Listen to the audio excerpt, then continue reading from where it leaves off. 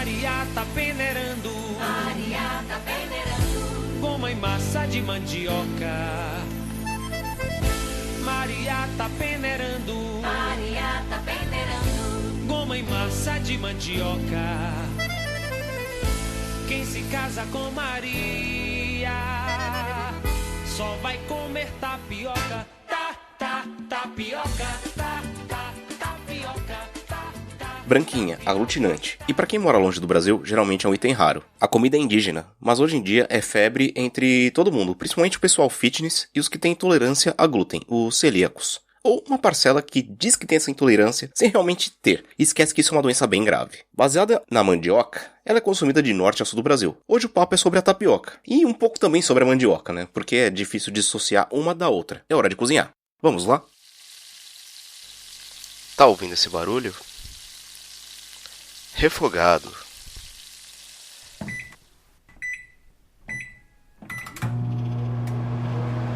Hoje eu tô nojento, galera. Sério, eu tô impossível. Grava lá os recados, Rosário. Agora você pode colocar a música, amor. Eu coloco essa maldição de música, tá? Tá bom. Oi, gente, tudo bem? Eu tô aqui, suando o Caio, como sempre, com todos os programas. Eu acho que por isso que ele não me invita tanto aqui. Mas tudo bem. O Caio foi convidado pelo Bergs, óbvio. Para participar de um dos podcasts mais importantes na podosfera hoje em dia, que te faz pensar, refletir, chorar, rir. O Confábulas. Qual que é esse, amor? É o Confábulas. Esse é das histórias? Também, mas é outro das histórias. Mas esse que você contou a história? Eu contei algumas histórias antigas. Lembra que eu tava discutindo com você que histórias eu contaria de boas lembranças? Que eu até tive uma reflexão se uma das últimas lembranças que eu tenho é boa ou não. E até hoje eu não sei bem, mas eu não contei essa. Ia baixar muito o tom do programa, eu preferi não contar. E ele foi convidado para falar groselha, o que é o melhor da vida? O que é melhor ainda? O que é melhor ainda? Então, vou ouvir o Boas Lembranças 4 com o Caio e com o Dani do podcast DQC. DQC, Rosário? Como não, Rosário? Brasil, pô! Desculpe.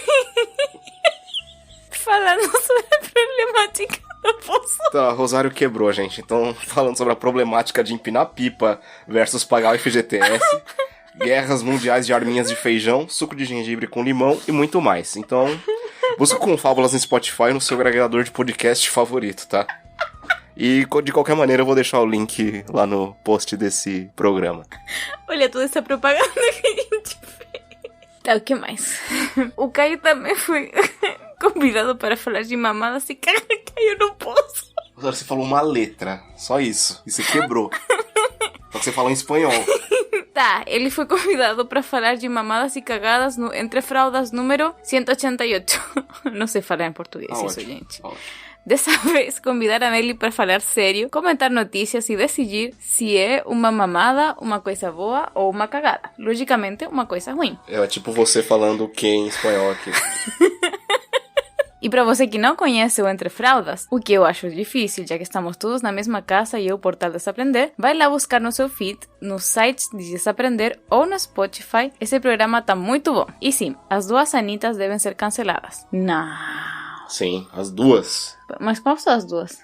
Uma é a Anitta que você não quer cancelar e a outra é outra. Ok. Ouve que você vai entender. Acho que também tenho que ouvir. E mais uma vez queremos agradecer aos novos padrinhos do Refogado. Vocês são uns amores. Oh, bravo! Aplaude. Eu tô de luva. Parece que eu tô fazendo outra coisa, mas eu tô batendo palma. É que eu tô de luva. Tá frio.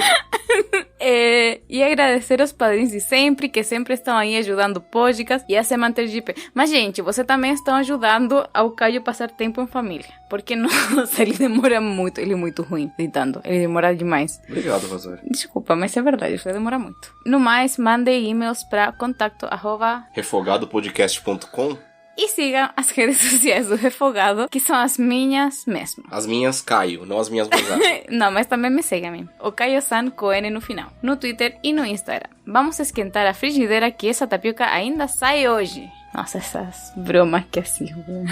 Isso não é broma. Não é uma broma? Não. Okay. Só tô falando que a tapioca vai sair hoje. Vai colocar a música agora, amor? A cafeína coloca, Rosário.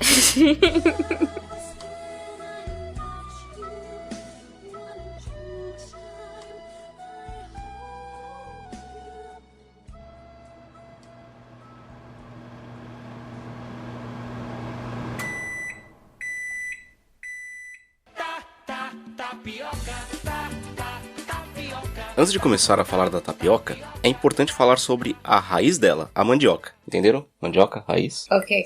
Mandioca é uma raiz original da região norte do Brasil, se estendendo até a região que conhecemos como Guianas, também pegando a parte nordeste de Minas e do sul da Bahia. E antes da colonização da América, ela já era difundida até a Mesoamérica. Ela também é chamada de macaxeira, aipim, mandioca doce, maniva, enfim, vários outros nomes. Após a sua descoberta, ela foi introduzida como alimento das famílias negras escravizadas na época, sendo a mandioca uma fonte importante de energia e baixa em proteína. Ela era dada a eles acompanhada de carne seca. Isso foi tão difundido que fizeram leis na época, provisões régias e alvarás, para que senhores de engenho e lavradores de cana fossem obrigados a cultivar a mandioca. E vamos de lenda? O povo Pareci, originário do que chamamos hoje de Mato Grosso, contava a seguinte lenda sobre o surgimento da mandioca. Zatiamari e sua esposa Cocotero tiveram um par de filhos, o menino Zocoie e uma menina Atiolô, que era desprezada pelo pai do ano, que a ela nunca falava senão por assobios. Que filho da... Bom... Isso por quê? Assobios.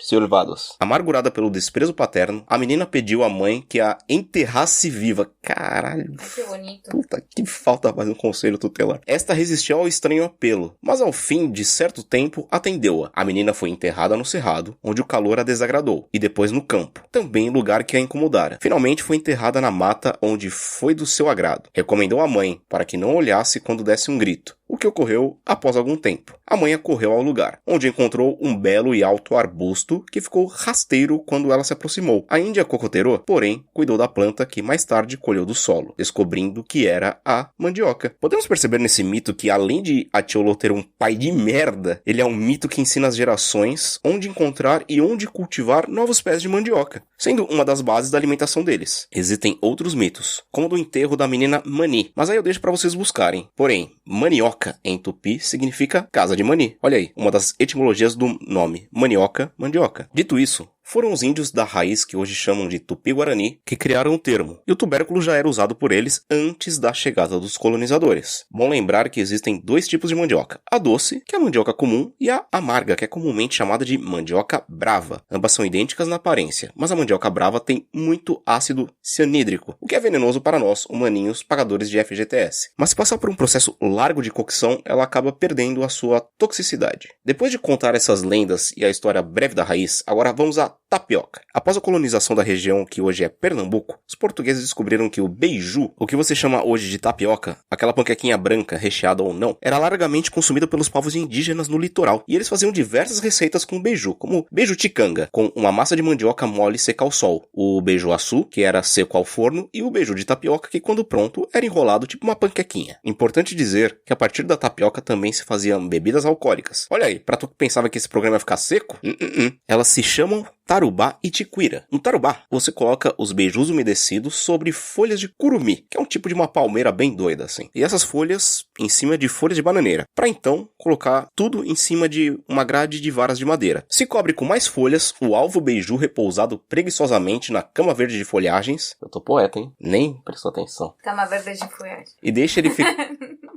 ele ficar lá 3 dias. Então ele soltará um líquido viscoso, semelhante ao melaço de cana. Ai, que bonito. Gostoso. Essa maçaroca é dissolvida em água, passada pela peneira e o líquido é deixado repousando. Depois do descanso, a bebida fica pronta. Trabalheira pra tomar um mé, hein? Imagina quem descobriu esse processo, como ele tava sedento, cara. Ué, tudo pra tomar uma cachaçinha, né? Sempre me pergunto como que estava pensando a gente quando descobriu as coisas. Quero álcool, quero ficar doido. É isso. Agora voltando à história da mandioca, basicamente, os primeiros colonizadores e jesuítas que vieram pra cá também se alimentavam da raiz. Em uma carta, o padre José de Anchieta diz que a farinha de pau era trazida do interior a uma distância de 30 milhas de onde eles estavam. Assim que resolveram se mudar para onde estava essa aldeia de onde traziam a farinha, que se chamava Piratininga. A aldeia, não a farinha, tá? Quando chegaram lá, celebraram a primeira missa numa casa muito pequena, no dia 25 de janeiro, ou dia da conversão de São Paulo. Sim, meus amigos ouvintes, a mandioca é a responsável pela fundação da cidade de São Paulo. Por essa tu não esperava, né? Bom, mas como se faz a farinha de tapioca? Você pergunta e eu respondo. Compre ou colha algumas mandiocas, que não seja da Brava, por favor, tá? Porque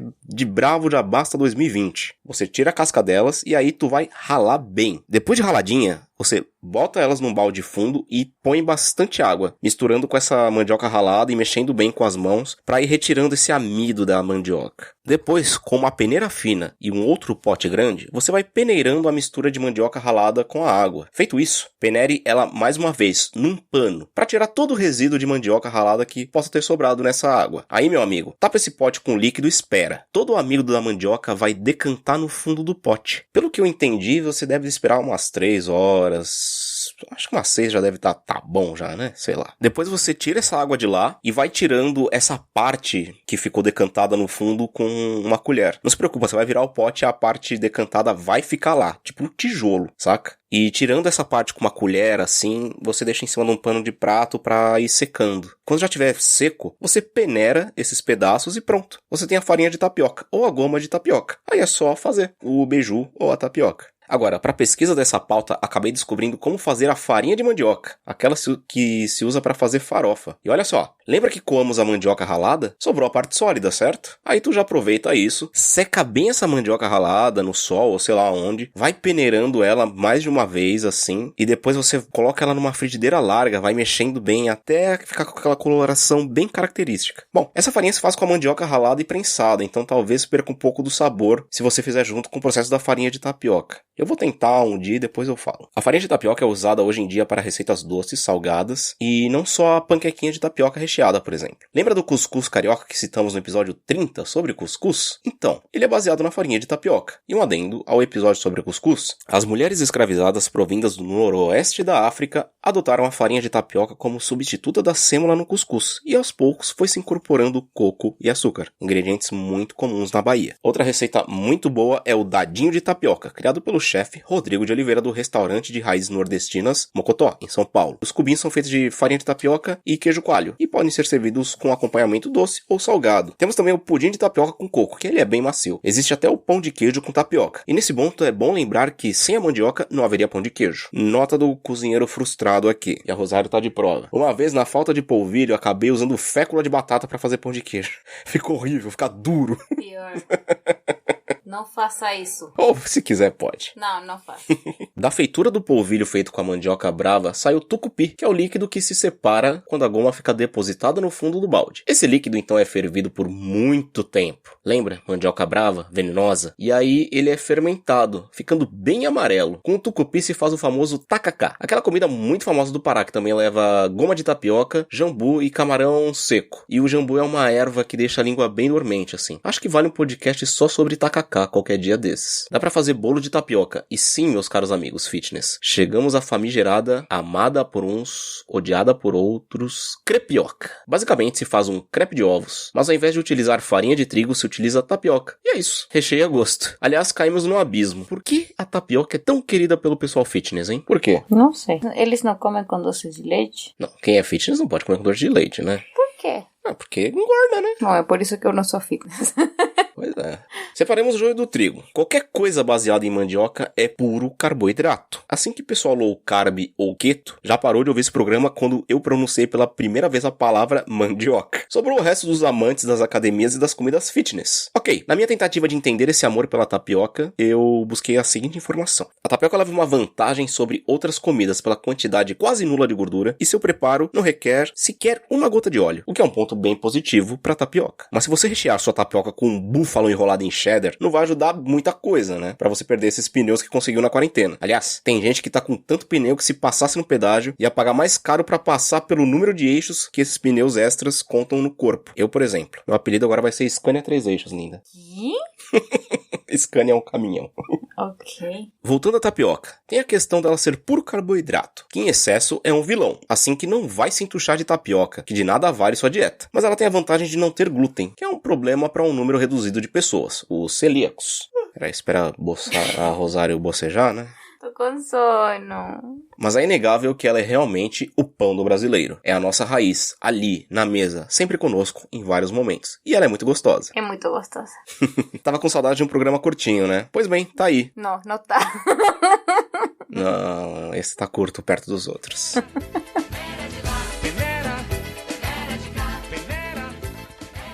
Então, um abração e até semana que vem. Se despede, Rosário. Tchau, gente. O Caio não contou como a primeira vez que a gente saiu, ele falou que ia fazer tapioca pra mim, porque eu adoro tapioca. Eu fiz. Ele demorou um ano pra fazer tapioca. Mas eu fiz.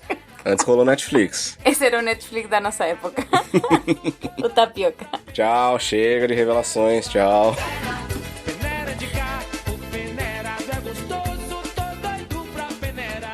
Peneira, peneira, peneira.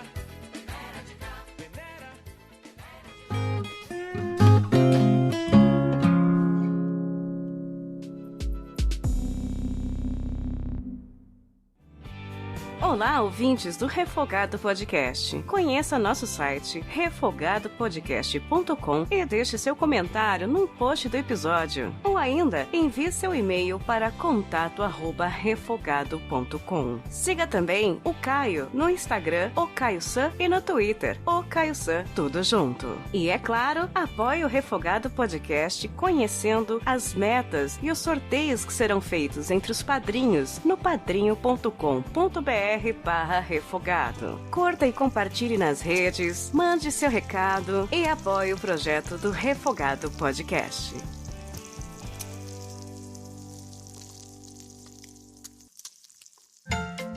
Este podcast faz parte do portal Desaprender.